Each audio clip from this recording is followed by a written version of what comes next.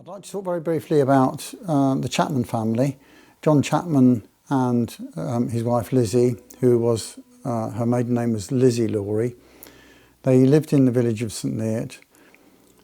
They became married, and then John went out to America to earn some money, came back, and then they bought a ticket on the Titanic, and they were travelling out to America when unfortunately the Titanic sank and they were both killed.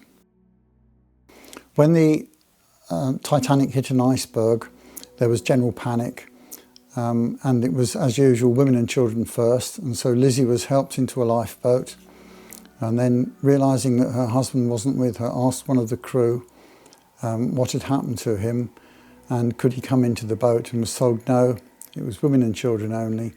So she then said she didn't want to be saved if he wasn't, and she got out of the lifeboat.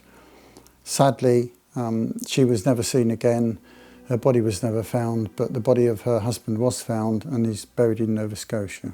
Here in St Neot we had the Best-Wetherick family, and Hughie Best-Wetherick, who died a few years ago now, he was 100.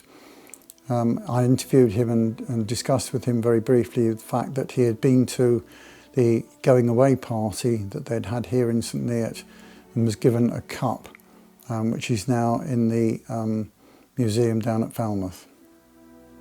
When John Chapman's body was found, he had a pocket watch which was frozen at a time during when the Titanic sank, and his wedding documents were also found on the body.